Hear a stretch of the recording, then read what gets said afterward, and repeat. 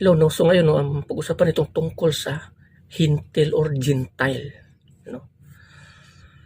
Dito sa Biblia, kung babasahin talaga natin, sino ba ang mga Hintil? Siyempre, ang mga taong Hintil or Gentile, ito yung mga tao na hindi Hudyo. Kasi nga, ang mga tao na mga Gentile, ito yung mga taong hindi parte sa covenant of God.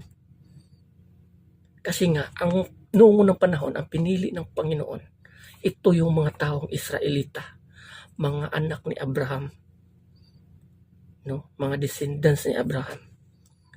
Tayo na mga hintil sa ibang bansa, tayo na natiling hintil. Bakit ba tinatawag itong hintil?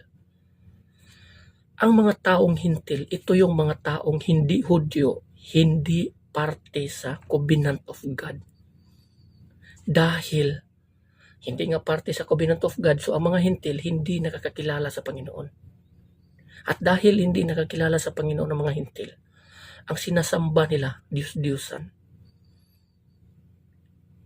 Yan, Diyos-Diyosan ang sinasamba nila. Kaya noong unang panahon na tayo, hintil, sinasamba natin ang mga Diyos-Diyosan. Hindi natin kilala ang Panginoon. Sino ba yan? Kasi nga, ang nakakilala sa Panginoon noong unang panahon, ang mga Hudyo lamang. Kasi sila yung mga pinili ng Panginoon. Tayo hindi. Yun yung sa lumang covenant. Ang sabi ng Panginoon, gagawa siya uli ng bagong covenant between human and God. Between man and God. Ang bagong covenant ngayon, ito ang ating Panginoong Hesukristo. Pinadala ng Diyos Ama ang ating Panginoong Hesukristo upang tawagin ang mga hintil din. Upang magiging kasapi sa mga anak ni Abraham.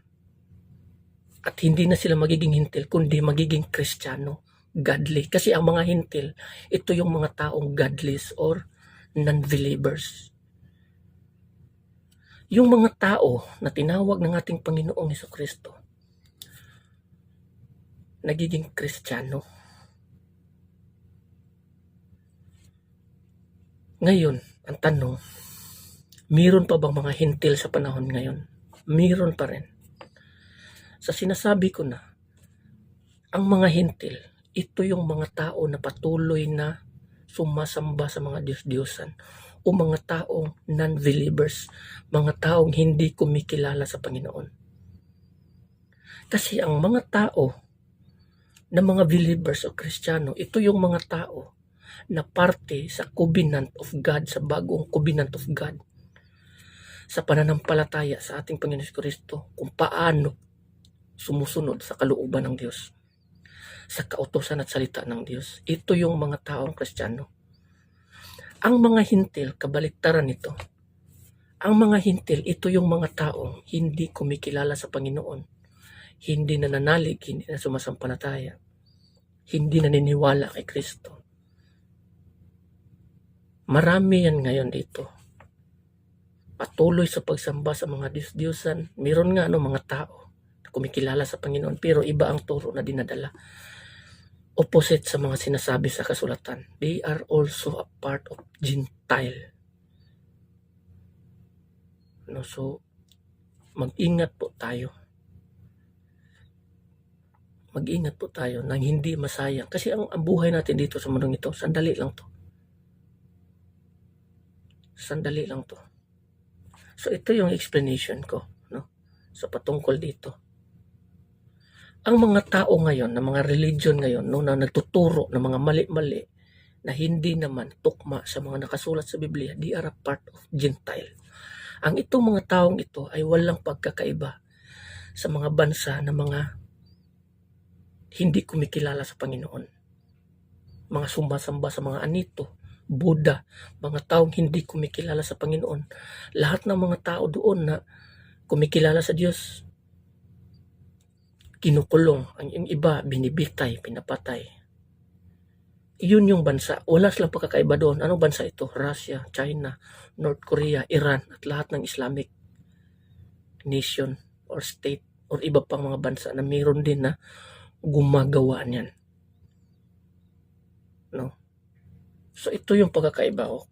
Marami kasi mga nagsasabi sa atin, ay mga Gentile tayo kung tayo ay hindi kumikilala sa Panginoon. Noong unang panahon, hintil tayo. Dahil sa ating Panginoong Jesucristo, di ba pinadala ang mensahe ng ating Panginoong Jesucristo, pinaabot na sa buong bansa. Kasi nga, ang ating Panginoong Jesucristo, bumaba dito sa lupa upang tawagin ang mga nawawalang anak ni Abraham. Kasi nga, ang mga anak ni Abraham nagkalat sa buong mundo. Yung mga anak ni Abraham, yun lang yung mga taong pinili ng Panginoon na kukunin ng Diyos.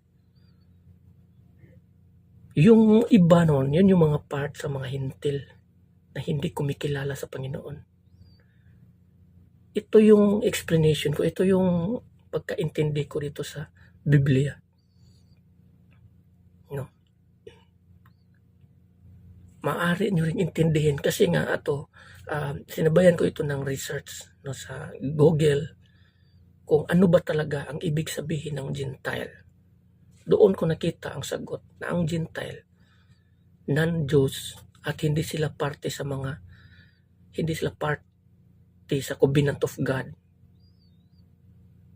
Mga non-believers dahil nga sa ibang Diyos na sinasamba. So ngayon, kung hihilahin ko yung salita na yun at dadalhin ko ngayon dito, yun ang pagkakaintindi ko. No, ang mga Gentile, ito yung mga taong idol worshiper. Pero sa pamamagitan ng ating Panginoon Jesucristo, na lahat ng mga taong nananalig sa ating Panginoon Jesucristo, from idol worshiper to believers, Christians. So, hindi na sila nagiging hintil. Hintil pa rin tayo kung sa sa kaliwat ang tayo niya. Pero sa pananampalataya, tayo ay believers and Kristiyano. Yung mga taong hindi nananampalataya, nananalig sa ating Panginoon Jesucristo, sumusunod, yun ang totoong Gentile. Yung mga religion ngayon na natuturo na maling turo, yun yung Gentile na iba-ibang mga sinasamba ng mga Diyos. Non-believers.